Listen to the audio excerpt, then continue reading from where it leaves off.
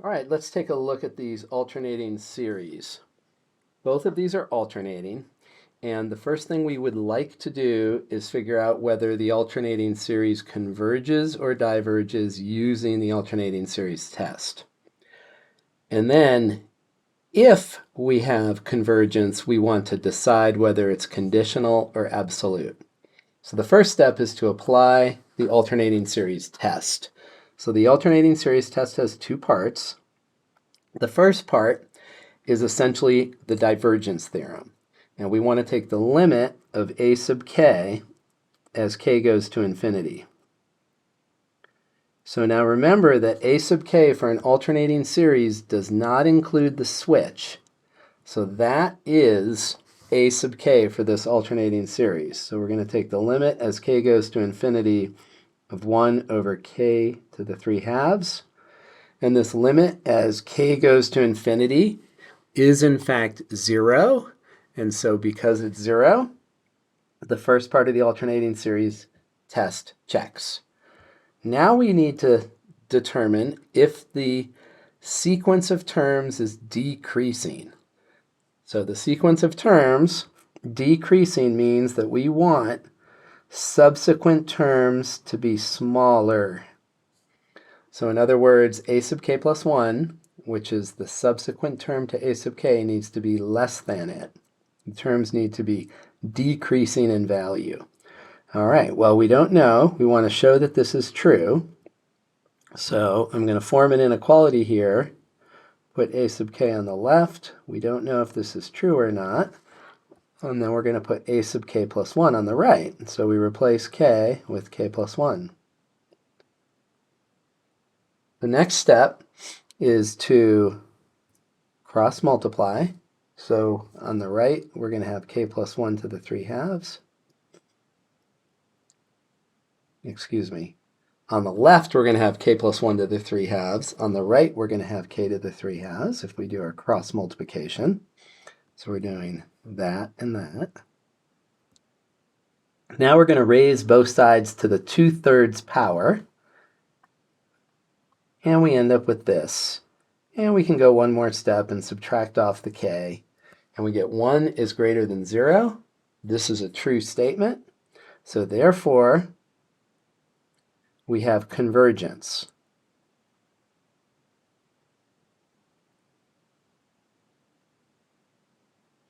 Let's just say converges. All right, so that's first step. We've now shown that we have convergence using the alternating series test. The next thing that we need to do is categorize that convergence. We need to know, is that convergence conditional or is that convergence absolute? To determine whether it's conditional or absolute, we are going to consider the series of absolute values. So in other words, we're going to get rid of the switch. So if we get rid of the switch, we're dealing with this series of positive terms. K starts at 1. And so we want to consider this series of positive terms. This is a p-series, and so I indicate that it's a p-series by writing p equals 3 halves. And then I have to compare that to 1. And this p-value is greater than 1. And so then we can make a conclusion. The conclusion is therefore we have absolute convergence. So p being greater than 1, maybe I will first say this, implies that we have convergence for the series of positive terms, which then tells us that our overall convergence is absolute.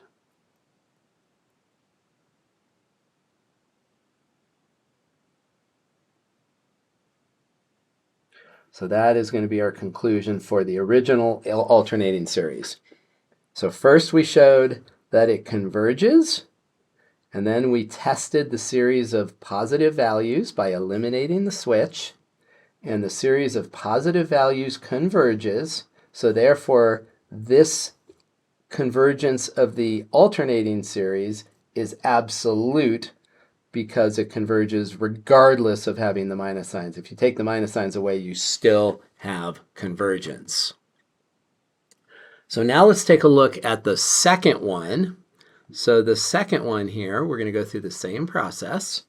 So first we're going to test for regular convergence of this alternating series using the alternating series test. So the limit is k goes to infinity of a sub k, and again, a sub k for an alternating series does not include the switch.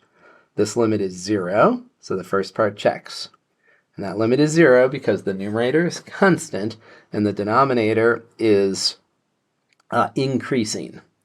So now we want to show that the sequence of terms is decreasing. So we don't know. If we can show that this is true, then this alternating series will converge. So we're going to form this inequality and decide whether it's true or not. So we replace k with k plus 1. And next step is to cross multiply.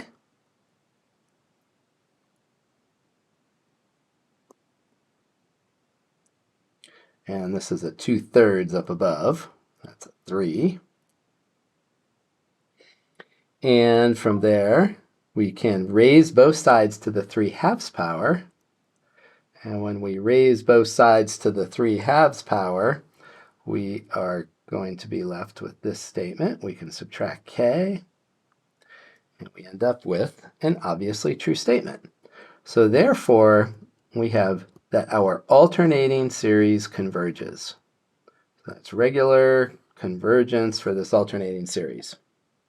Once we know that we have convergence, then we decide whether that convergence is absolute or conditional. So we consider the series of positive values. So we eliminate the switch. So we're going to consider this series. This is a p series, and I indicate that by writing p equals whatever its value is.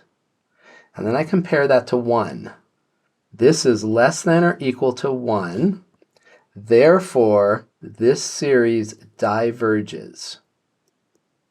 So for a p series, greater than 1 converges, less than or equal to 1 diverges. Now we can make a conclusion about this convergence over here. So this convergence is conditional.